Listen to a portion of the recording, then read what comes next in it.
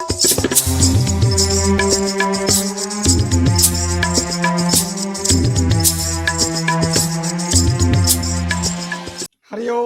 जय गुरुदेव। मित्रों, सीधा बापू के साथ कांटेक्ट, आज इस पर हम चर्चा करेंगे। और स्वयं बापू जी ने बता दिया कि कितना सरल है बापू से कांटेक्ट करना। वो वीडियो क्लिप अभी मैं आपको यहाँ दिखाऊंगा। स्वयं बापू जी ने क्या कहा, हम बापू जी को श्रवण करेंगे, बापू जी की मधुर वाणी में हम श्रवण करेंगे वो रास्ता कि किस तरह बापू तक हम पहुंच सकते हैं, बापू से कांटेक्ट कर सकते हैं। कईयों के कॉल आते रहते हैं कि मानो भाई, एक तो करीब 1 महीने पहले एक बहन की कमेंट भी आई थी मेरे किसी वीडियो पर। अब तो मुझे वो कमेंट मैं ढूंढ भी नहीं पाऊंगा, करीब 1 महीना हो गया। और 15 दिन से तो आप सबको पता ही है कि 15 दिन से मेरा चैनल पे काम भी बंद था, सेवा बंद थी डेंगू के कारण। तो अभी वो कमेंट तो नहीं ढूंढ पाऊंगा, लेकिन एक बहन की थी वो कमेंट, मुझे ऐसा कुछ याद है। और बहन ने उसमें ऐसा कुछ लिखा था कि वहां कितना भेदभाव होता है, जोधपुर में कितना भेदभाव। जेल में कई लोग पर्ची भरकर कैदियों को मिलने अंदर जा रहे थे, हमने बापूजी से मिलने के लिए पर्ची भरी, फिर भी हमें नहीं जाने दिया। कितना भेदभाव। तो देखिए बहन, एक तो हम एक तो हमें ये इस बात को थोड़ा समझ लेना चाहिए अच्छे से कि इसमें कोई भेदभाव नहीं है। जो भी कैदी को वहां मिलने अंदर जाते हैं, हाँ, हमें बापूजी को भी यहाँ श्रवण करना है। वीडियो अंत तक जरूर देखिएगा, बड़ा महत्वपूर्ण है। तो जो भी वहां मिलने जाते हैं कैदियों को, तो उनके जो भी नियम होते हैं जेल प्रशासन के, हफ्ते में 1 दिन, हफ्ते में 2 दिन जो भी मिलने के लिए रखा होता है, तो आधा घंटा 1 घंटा जो भी समय होता है, जो दिन होता है, उस दिन उनके रिश्तेदार आते हैं, वहां पर्ची भरते हैं, उनको अंदर जाने दिया जाता है। वो सब नियम है जेल प्रशासन के। किंतु यदि बापूजी से मिलने यदि इस तरह पर्ची भर के सबको जाने दिया जाए, मुझे बताइए बहन जी जिन्होंने भी कमेंट की थी, आपकी भावनाओं को वंदन है, आपकी गुरु भक्ति को नमन है जो आप बापूजी से मिलना चाहती हो। लेकिन परिस्थिति को थोड़ा समझना पड़ेगा। मान लो आपको जाने दिया अंदर, कल को आप और साधकों को बताओगे, वो भी वहां पहुंचेंगे। बापूजी से मिलने कितने साधक वहां पहुंचेंगे यदि सबको वहां पर्ची भर भर के अंदर जाने दिया जाए? कमेंट करके बताइए, कमेंट करके बताइए कितने कितने जाएंगे हर रोज, कितनी भीड़ होगी, क्या अंदाज है आपका? कमेंट जरूर कीजिए। तो चलिए, ये सारी परिस्थिति, कई साधकों को दिक्कत मिलने में कि हम कैसे मिले बापूजी तक, कैसे जाए, 10 वर्षों से हमारे दर्शन नहीं हुए, कैसे मिले। अब बहुत सरल है, क्योंकि बापूजी से वो मिल गया है हमें तरीका। सीधे बापू से कांटेक्ट होगा आपका सीधे। जो भी मिलना चाहता है कमेंट करके बताइए कि कौन कौन मिलना चाहता है बापू से, कौन कौन बापू के चरणों में पहुंचना चाहता है, बापू जी के श्री चरणों में। बताइए कमेंट करके। फिर हम बापू जी को श्रवण कर रहे हैं, वो क्लिप वीडियो हम देखेंगे, बापू जी की आवाज। बापू जी ने स्वयं बता दिया, बहुत सरल है, बहुत ही सरल है। तो और भी कई जगह मुझे पीछे भी कुछ 1.5-2 साल पहले, किसी करीब 2 साल हो गए होंगे, एक भाई का कॉल आया था कि मैं जमीन दे रहा हूँ, हमें आश्रम बनाना है, जमीन मैं स्वयं दे रहा हूँ, तो बापूजी से मतलब क्या करना चाहिए? मैंने कहा कि बापूजी से आज्ञा ले लो, उसके बाद ही काम शुरू करो। तो क्या कैसे मिले, क्या मिले? तो वो तो जोधपुर आश्रम में गए, बापूजी से उनकी बात भी हुई, क्योंकि काम थोड़ा महत्वपूर्ण था तो बात हो गई। और समिति के जितने भी थे सबसे बापूजी ने बात की। और उसमें एक भाई को सबको पूछा कि तू कितना योगदान देगा, कितना देगा। एक ने कुछ कहा कि मैं, उसको थोड़ा संकोच हुआ, उसने बोल दिया कि भाई 11,000 21,000 कुछ मुंह से निकल गया, हालांकि परिस्थिति नहीं थी। गुरुदेव कैसे अंतर्यामी हमारे, तू इतने नहीं देगा और तू सेवा कर रहा है, वो ही बहुत है ना। गुरुजी को तो किसी ने बताया नहीं था ना गुरुदेव को कि इसकी परिस्थिति ऐसी है, इनकी ऐसी है, इनकी ऐसी है। लेकिन अंतर्यामी गुरुदेव हमारे, कितनी, क्या कहे गुरुदेव का, क्या वर्णन हम कर सकते हैं, भला मेरी क्या औकात। तो ऐसे वो चारों पांचों समितियों के भाइयों से गुरुदेव ने बात की, सब बड़े प्रसन्न हुए। और सबसे पहला कॉल मुझे उन्होंने किया कि मानो भाई हमारी बात हो गई। तो देखिए, जो भी हमारे को हमको आज्ञा लेनी हो, अभी तो पहले हम बापूजी को श्रवण करेंगे, लेकिन उसके पहले और एक बता दूं कि कईयों के मन में जब ये प्रश्न होता है, अभी करीब 4-5 दिन पहले भी एक कॉल आ गया कि मैं इतनी जमीन दे रहा हूँ, हमको आश्रम बनाना है, कैसे कांटेक्ट करें, क्या करें। तो मैंने कहा, उन्होंने कहा कि हम जोधपुर सीधा कांटेक्ट करें क्या? भाई से, फलाने भाई का नाम लिया उन्होंने कि उस भाई को हम चिट्ठी दे, क्या क्या करें। मतलब नहीं, जो भी होना चाहिए ऑफिशियल, सब अखिल भारतीय कार्यालय जो है हमारा अहमदाबाद, चौधरी काका से हम बात कर सकते हैं, उनसे निवेदन कर सकते हैं, उनके जरिए ही हम अगर पहुंचते तो वो और अधिक अच्छा और बहुत बढ़िया रहेगा।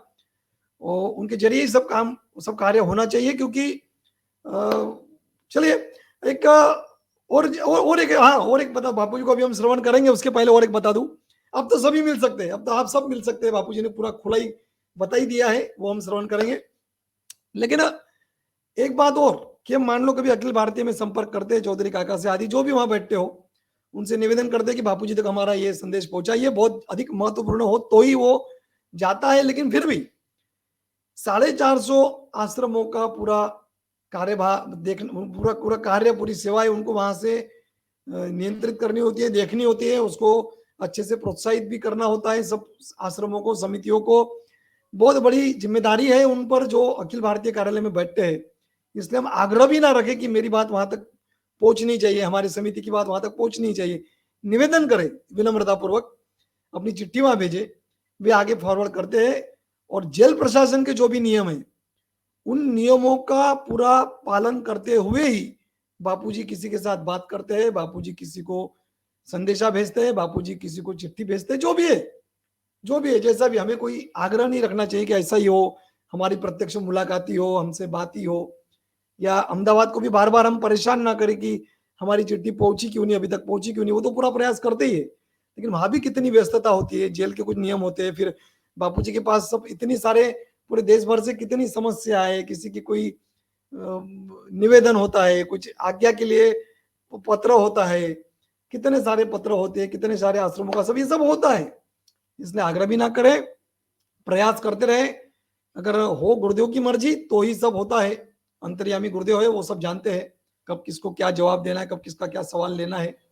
तो चलिए, अब तो बड़ी खुशखबरी आपको मैं दे रहा हूं कि यदि आपके मन में तड़प है गुरुदेव को मिलने की, तो गुरुदेव ने बहुत सरल रास्ता दे दिया है। बस सबसे पहले तो हम उस रास्ते को अपनाएं, और बहुत ही अधिक जरूरी हो तो फिर ये सब आगे प्रोसेस भी कर ले, जैसा मैंने कहा अहमदाबाद आश्रम वगैरह जो भी अखिल भारतीय। सुनिए गुरुदेव ने क्या रास्ता दिया है हमको।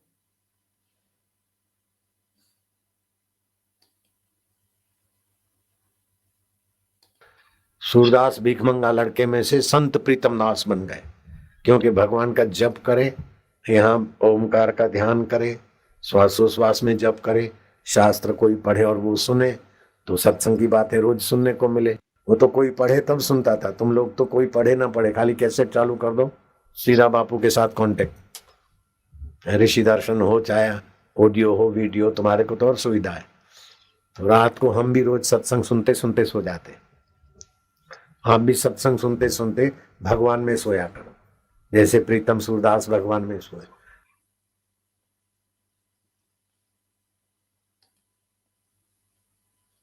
सीधा बापू के साथ कांटेक्ट, बापू जी के शब्द।